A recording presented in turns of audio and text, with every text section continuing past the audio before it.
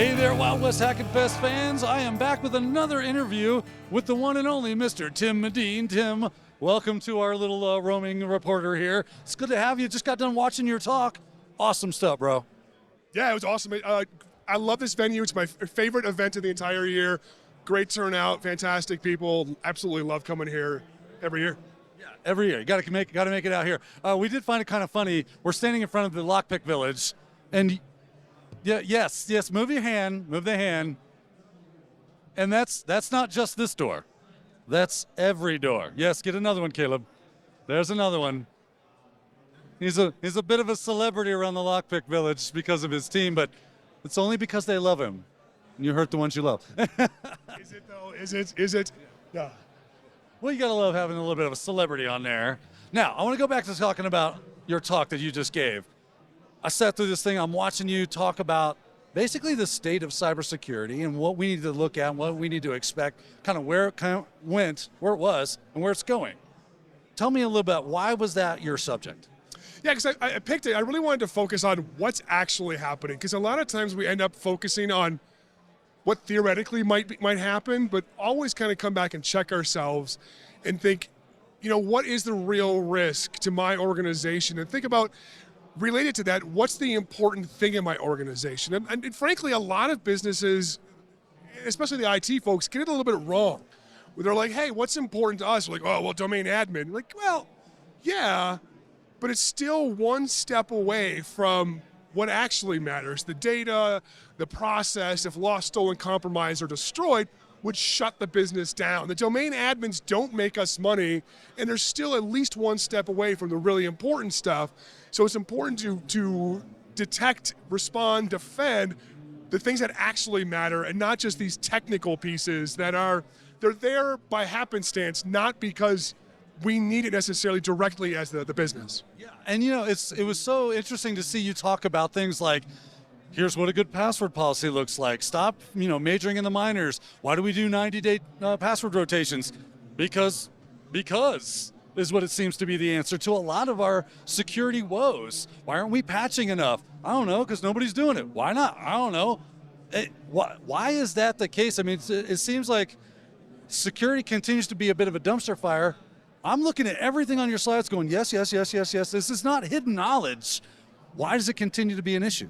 Yeah, what I find one of the interesting things, and just doing the research for this talk and other talks, the piece that surprised me the most wasn't that we're using fewer and fewer exploits. The software is getting better, but the exploits that are being used for publicly available services, internal services, these are vulnerabilities that we've known about for literally years. Months and months and months, years, and they could be patched. And that's what's leading to the initial access. And of course, terrible things happen after that, where literally just install the patch. The bad guys are using off-the-shelf code. It's not necessarily brand new and sexy. It's the old stuff that we can create humans in the time this patch has existed. And it just some simple stuff like that. And going back to the passwords, we see a lot of stuff, a lot of the initial access related to compromised passwords, and we don't necessarily know all the time where that comes from. Could be phishing, social engineering, but a lot of that is guessing these bad passwords because of our insecure usage, insecure generation, and more importantly, some of the reuse of some of those passwords. So it goes back to a lot of those just fundamentals. Get the fundamentals right, and then focus on the hard stuff. But it's so much easier to focus on the cool, sexy thing to fix instead of the basics, the fundamentals, right? It's unfortunate, but that's what it is. Yeah, it is completely the state of the situation.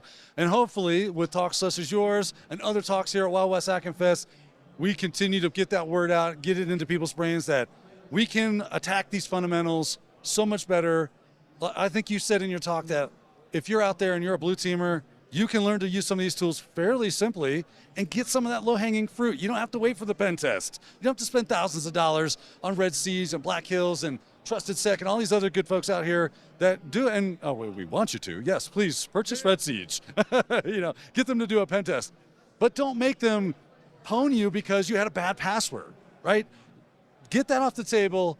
Start doing some of this stuff for yourself. So I was super happy to see how you brought that out. Speaking of happy, so far, my favorite thing about Wild West Hackin Fest has been your Russian ransomware hacker accent. It was super awesome. So bad. So terrible. Because what are they doing with that money? Oh, they're going out and partying. Oh, yeah, absolutely. Just Euro trash, right? That said, I don't want to say it, but partying with a Russian mobster sounds like it would be an epic party. You know, that does make sense. I will say, I could don a leopard print silk shirt for one night. There you go.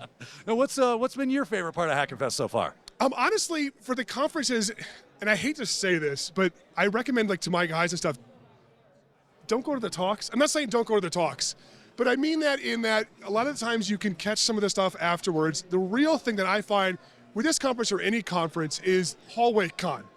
Finding people who are interested in the same thing that you're interested in, talking about some of those things, trying out some of the villages. Yes, go to some of the talks, but don't just go just to watch all the talks, because you can do literally the same thing from your house, not have to deal with travel, hotel pillows, stuff like that.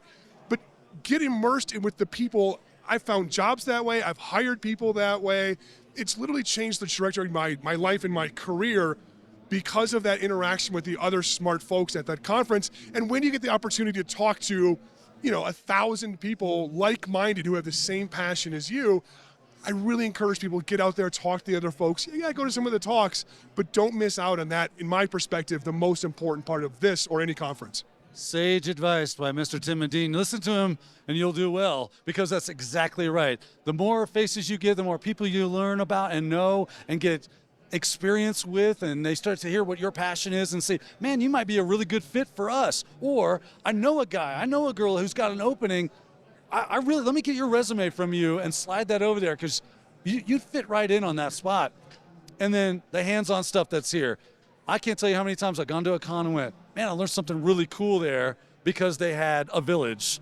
And I sat down and wasn't afraid to go, I don't know what this is, but I sure as heck think it's cool, and I want to kind of play with it. So absolutely, I think that's the best advice we've heard so far. And if I can add to that too, if you go to the conference, and it is the village, whatever, get involved. I hear people all the time like, I don't want to try the CTF because I'm going to be terrible. Cool.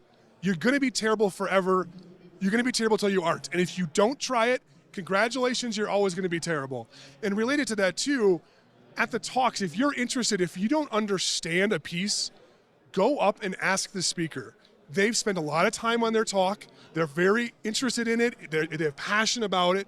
Ask them for clarification. Ask follow-up questions. And I can almost with 100% certainty say they would be more than happy to give you some of that clarification. Don't be afraid to go up to what might be your hero and just ask them some of those questions. It's another great thing about these conferences is you can go to these talks, and if there's pieces you don't understand, just ask them, or frankly, anybody else. But get involved, whether it be interacting with the people at the talk, the other villages, the CTFs. Try those things out. It will make you better, but you've got to try, because if you aren't, you're missing a significant portion of these kinds of events. Yeah, nailed it. Couldn't said it better. I don't think anybody could have said it better. That's exactly right. Tim, thanks so much for your time. How can people get in contact with Red Siege, and what are you guys up to in the future? Sure thing. Yeah, check us out, redsiege.com. Hit me up on the tweeters or whatever the heck you call it, the LinkedIn, all those things. Red Siege, just search for that. Email me, tim@redsiege.com. Come in contact with me. We'll be out here doing a lot more of these talks. I've got some other folks doing some great talks this weekend, both at this event and some of the other events. But by the way, if I come across you in real life, come up, say hi. Love to meet you. It's one of my favorite things as a person who likes to meet people and is very much an extrovert. All right. Thanks so much, Tim. I appreciate your time, brother. Yeah. And thank you for watching. We got more to come, so stay tuned. Damn.